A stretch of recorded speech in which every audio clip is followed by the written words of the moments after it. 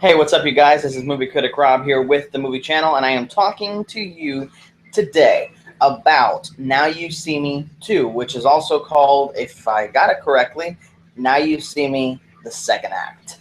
This movie is honestly an improvement on the first in nearly every way. The movie has you guessing every single second. You have no idea what's about to happen. You have no idea who's going to get double-crossed, who's getting triple crossed, who's getting triple crossed. It was amazing. The characters were solid. Okay, and I'm gonna set something straight here before we continue.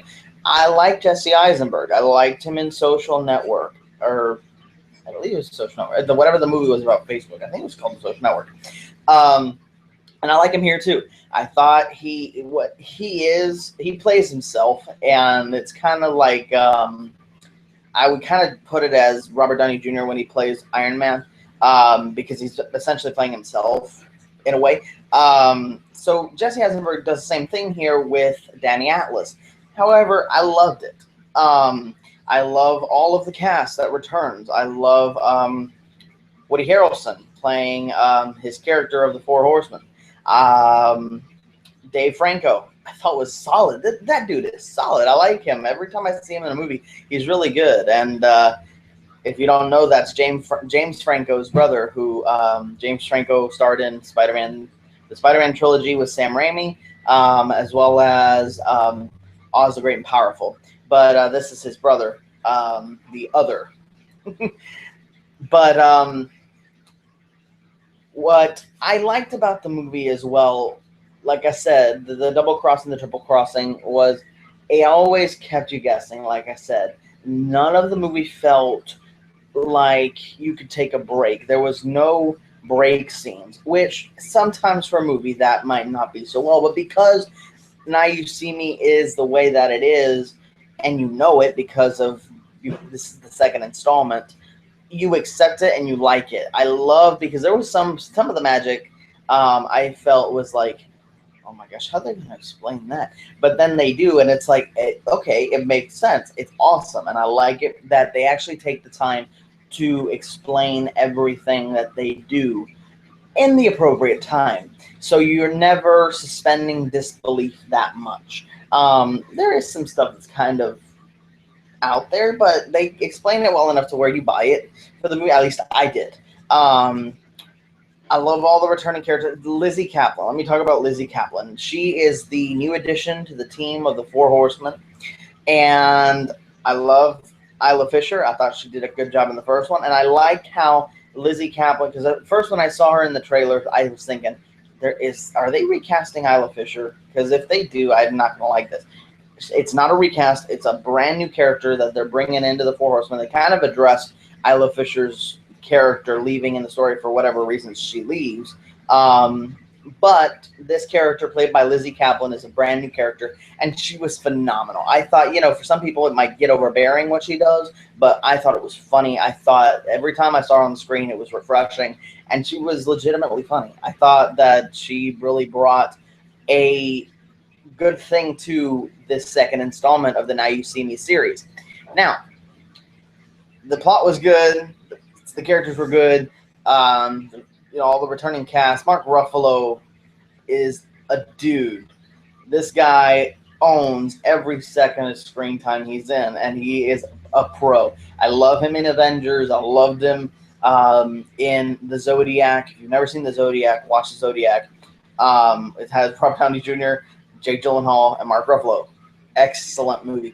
But in this movie, the dude owns it, and I love it because, given the nature of the movie and how they're always trying to get the audience to second guess themselves, everything he does is kind of like, well, whose side are you playing? What are you doing? What's going on? It's fantastic, and Mark Ruffalo plays it spectacularly. Morgan Freeman is back, which is no surprise. I think he's in the trailers, and he does a good job. I thought the way that they deal with his character, at first I thought, oh, why are they bringing him back? Okay, there must be some reason. And at the end of the movie, you really feel like he does have a purpose for being there, and I like that. A lot of the movie centers around, and I'm going to give you some stuff regarding the first one, so no spoilers for the second one, for this one that we're talking about, but I'm going to talk about the first one just so you kind of understand the movie. they do go back to some of the events that were addressed in the first movie, not the Horseman stuff, but some of the side stuff. And a lot of the film, at least Mark Ruffalo's arc, centers on that thread, which I thought was good because it gives the character a great motivation and it makes him arguably the most interesting character in the entire film. And what they do with him is just great. The screenwriters for this movie, good job in everything he did. The director, excellent direction. The visuals in this movie are stunning. The way that they present the magic is stunning. The way that they build up the magic, and then the reveals in the movie where they explain everything, I thought excellently done. Now, let me get to what I did not like. In this movie, Woody Harrelson plays two characters, and he plays the one in the Four Horsemen, and he also plays a twin brother. I like the twin brother. He was funny at sometimes, but there are points in the movie I felt it was a little overbearing, and he was in the movie a little too much. I understand why he was there, and I appreciate what part he played in the movie itself, but I just felt that how the character was played was a little bit over the top, and not good over the top, because Johnny Depp, for example, is a good over the top person that does good over the top characters, if I could say it that way. But Woody Harrelson here, I love the character he plays in the Four Horsemen, the original character.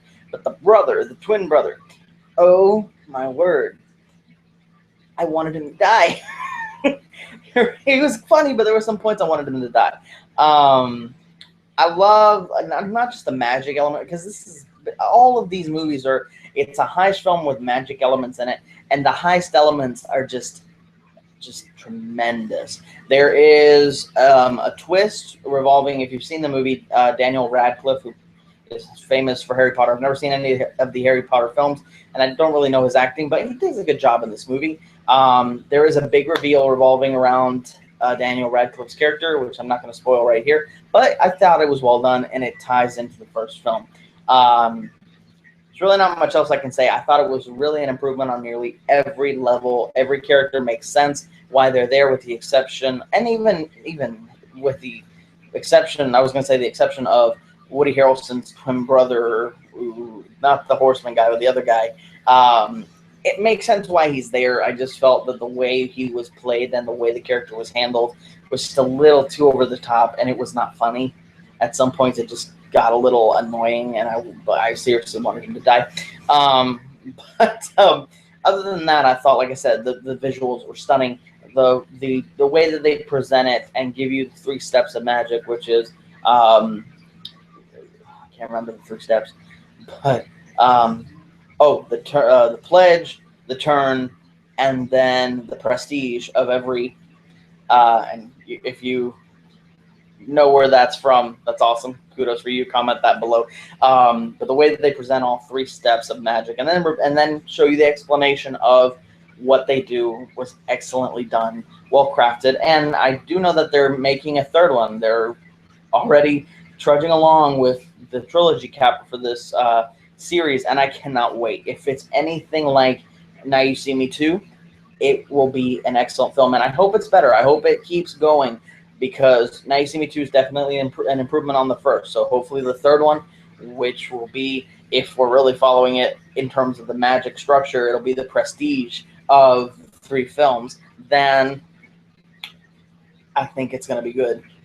But I'm cautiously optimistic, like I always am, and I'm looking forward to it. I think it'll be a good addition if treated well, and I think that this team that did Now You See Me 2 really has earned the kudos from me, and as well as other people, because I've heard a lot of people give it good reviews. There's some negative. I can understand where they're coming from. I think some people are being just a little unfair, but that's just me.